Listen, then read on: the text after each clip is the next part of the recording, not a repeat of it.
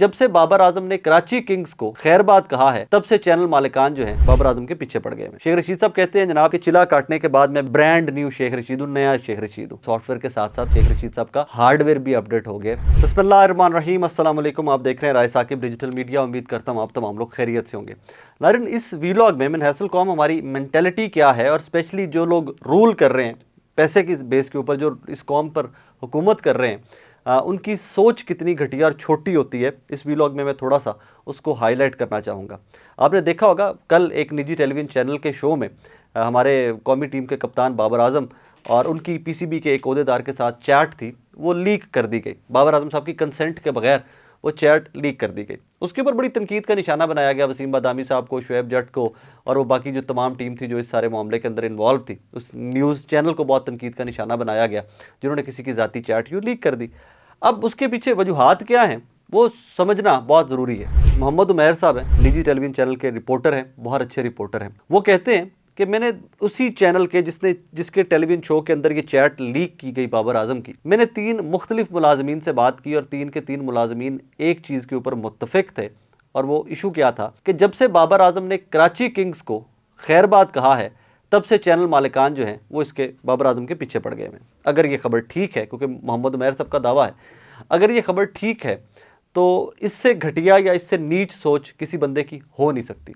Reason ये कि एक सेठ की अना को ठेस पहुंची है कि अच्छा, एक क्रिकेटर ने, एक नेशनल हीरो ने मेरी क्रिकेट टीम छोड़ दी है, उसने मुझे छोड़ दिया है, उसने मुझे छोड़ के जाने की जुर्रत की है, लिहाजा इसके करियर के पीछे पड़ जाओ। और एक 50,000 का मुलाजिम जो है उसके पीछे छोड़ दिया है और वो 24 घंटे उसी के पीछे, बाबर आजम के पीछे लगा हुआ है। मुझे देखिए, क्रिकेट टीम है, कभी परफॉर्म करती है, कभी नहीं परफॉर्म करती है। हम तमाम लोग के सेंटीमेंट्स हर्ट होते हैं, बहुत सारे लोगों के जज्बात हर्ट होते हैं, मेरे भी होते हैं जब क्रिकेट टीम हारती है। लेकिन यार, ये क्या तरीका है कि आप लोगों के उस नीच लेवल पे चले जाओ हिट करने पे, कि आप उनकी प्राइवेट चैट्स भी ला के टेलीविज़न चैनल के ऊपर चला दो। आप रोज़ प्रोपोगंडा करो जी, कप्तान चेंज करो। आप रोज़ प्रोपोगंडा एक नाम लेके उसके बाद आप बैठ जाओ टीवी के ऊपर आकर और लाखों लोगों के सामने आप किसी की इज्जतें उछालनी स्टार्ट कर दो। इन लोगों के बारे में ये अजीब माफिया है और इसके ऊपर मेरी टेक बड़ी क्लियर है।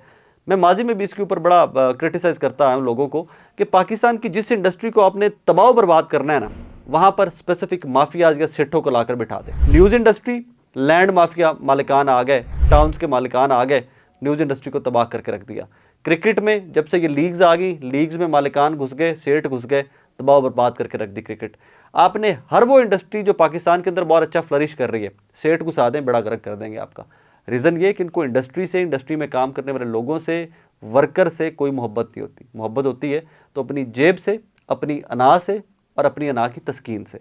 उसी की मिसाल बाबर आजम चढ़ते हुए दिखाई दे रहे हैं। बली का बकरा बना दिया गया उनको कि रोज़ उनके बेचारे की किट इस तरह लगा रहे हैं बाबर आजम की, और पूरा पाकिस्तान जो है वो इस ट्रेंड में एक दफ़ा शामिल हो गया था। लेकिन आई एम वेरी ग्लैड कि इस घटिया हरकत के बाद एक निजी चैनल की लोग जाग गए हैं और लोग जागने के बाद बाबर आजम साहब के साथ खड़े हो गए हैं। जो हुएवर डिड दैट, जिस किसी ने भी किया है, जितनी मजम्मत की जाए उसकी उतनी ही कम है कि अपनी अना को तस्कीन पहुंचाने के लिए आपकी सिर्फ ईगो हर्ट कर दी एक बंदे ने, तो आप उसके पीछे लग गए हो। क्या आपका ज़रख़रीद मुलाजिम है? क्या हम अभी भी वो 1700 कुछ के दौर में रह रहे हैं कि जब आप लोगों को ज़ाती ज़रख़रीद गुलाम बनाकर रखेंगे?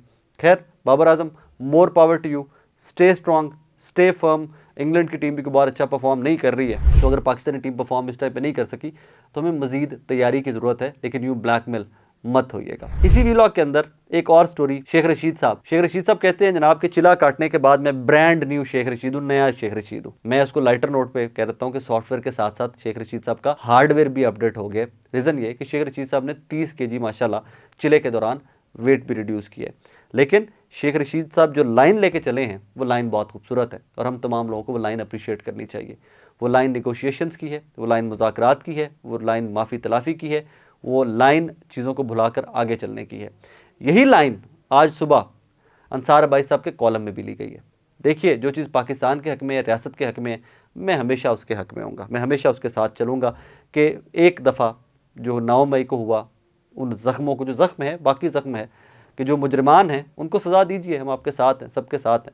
लेकिन जो मासूम लोग हैं, जिनकी शेख रशीद साहब ने बीड़ा उठाया कि मासूम लोगों की रिहाई का, मासूम लोगों को रिहा कीजिए, बैठिए, तमाम लोग एक दूसरे के ज़ख्मों के ऊपर मरहम रखिए, क्योंकि हम तमाम लोग हैं तो पाकिस्तान है और पाकिस्तान में ही हम सब की बका है। इसके लिए पाकिस्तान को अगर आगे लेकर चलना है तो हमें मफाहमत की बात करनी होगी। वरना अगर आप इलेक्शन करवा भी देते हैं, तहरीक इंसाफ को माइनस रख के करवाते हैं, इमरान खान को जेल में रख के करवाते हैं, इलेक्शन का मतलब कुछ नहीं निकलेगा।